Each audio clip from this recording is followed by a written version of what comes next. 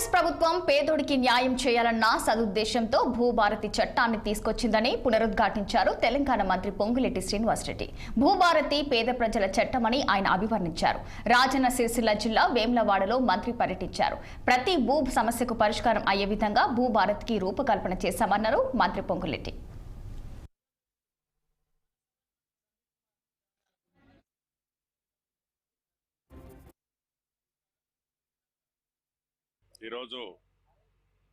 ఈరోజు వేములవాడ నియోజకవర్గంలోని రుద్రంగి మండలంలో ఈ సిరిసిల్ల జిల్లాకి సంబంధించిన పైలట్ మండలం రుద్రంగి మండలంలో ఈ భూభారతి 2025 చట్టం ఇంప్లిమెంటేషన్ గురించి రుద్రంగి గ్రామంలోకి రావటం జరిగింది.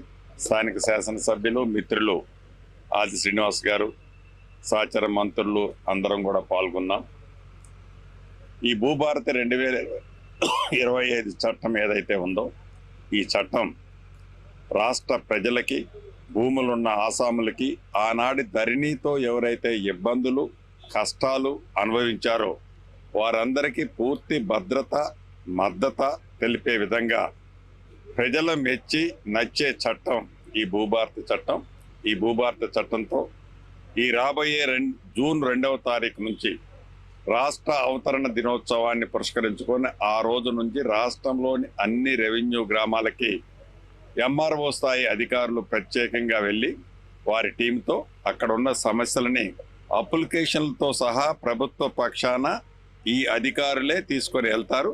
దాంట్లో వారి సమస్యలని టిక్కులు పెడితే చాలు.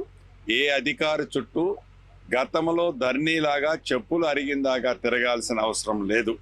ఈరోజు వేములవాడ నియోజకవర్గంలోని రుద్రంగి మండలం